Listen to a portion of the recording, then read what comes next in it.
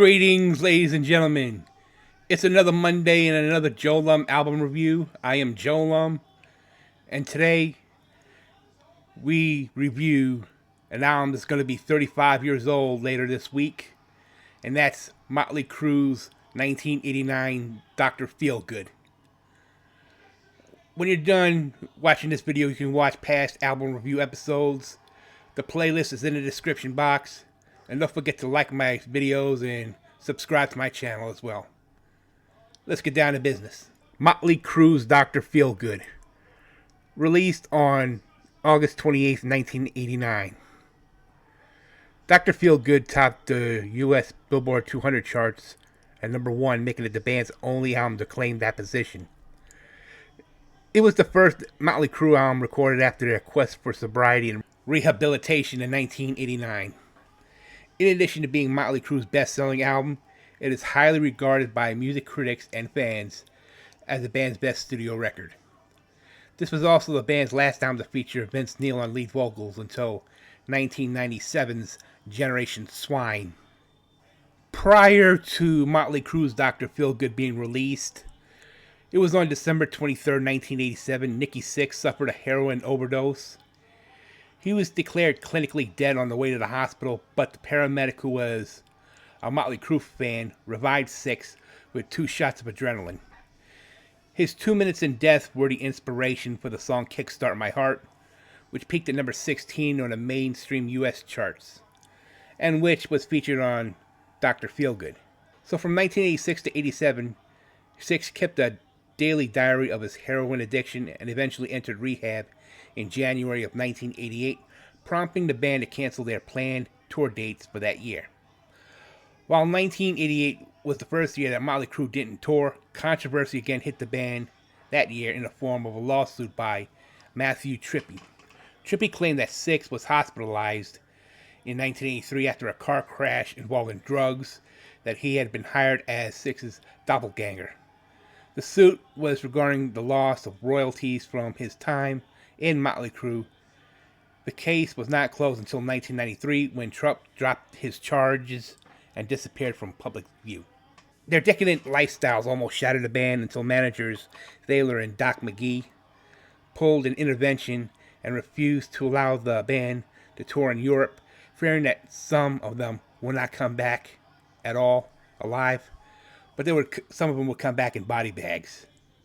Shortly after that, all the band members jointly entered drug rehabilitation in an effort to move forward as a band. After finding sobriety, Motley Crue reached its peak popularity with Dr. Feelgood, with Bob Rock producing the record. This album was produced by Bob Rock. It was recorded in between the later half of 1988 and the early portions of 1989. At Little Mountain Sound Studios in Vancouver, British Columbia, Canada.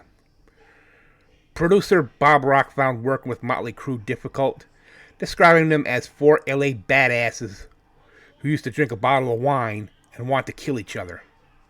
So to minimize conflict and allow production to proceed smoothly, Rock had each member record their parts separately. The lyrics of Don't Go Away Mad, Just Go Away features a reference to Too Young to Fall in Love from Motley Crue's 1983 record, Shot at the Devil. The intro track to TNT, Terror in Tinseltown, features a sample of a woman saying, "Dr. Davis, telephone please." This was the same sample used by Queensryche for their song Eyes of a Stranger, which was off their album Operation Mindcrime, released a year prior to Dr. Feelgood. The end of Slice of Your Pie is based on She's So Heavy from the Beatles' Abbey Road album. Aerosmith's Steven Tyler sang backing vocals on Sticky Sweet. Nicky and Tommy and I hung out a lot, says Steven Tyler, who was in Vancouver around the same time recording Pump. Of course, we're all akin to our old drinking and drugging days. It is now time to go and look at the track listings. All the lyrics were written by Nicky Sixx, and the music was done by whoever.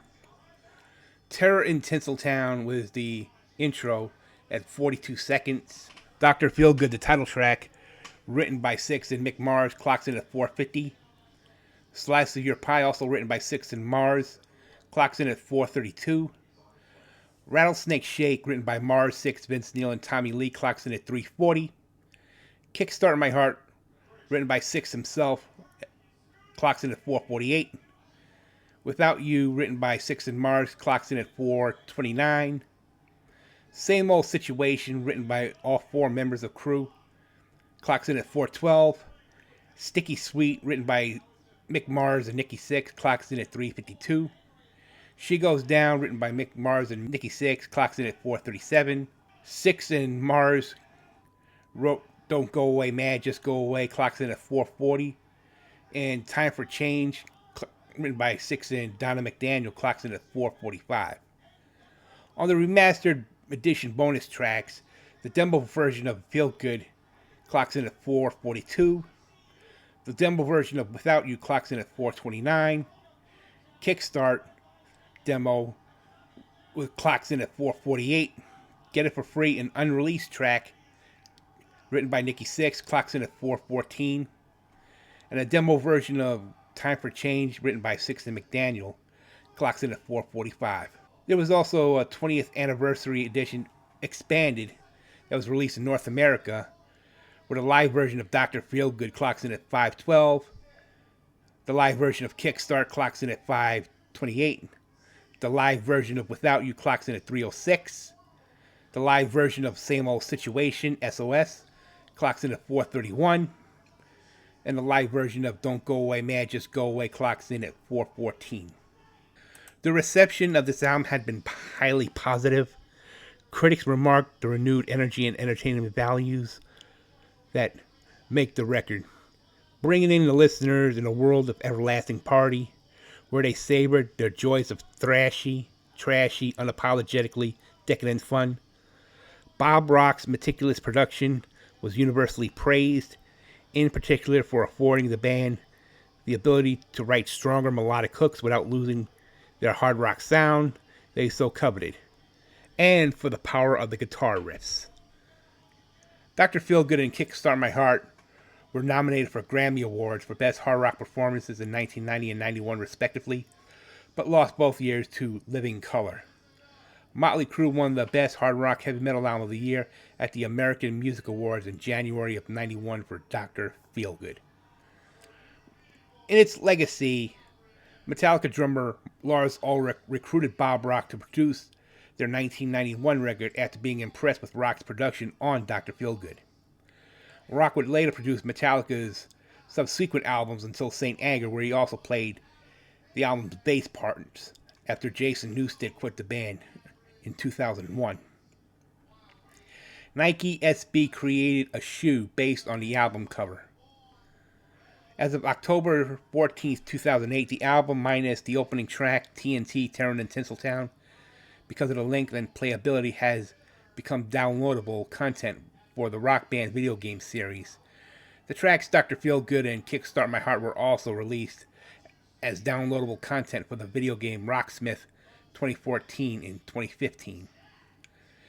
Dr. Feelgood and Kickstart My Heart are available in the soundtrack of the 2009 video game Brutal Legend.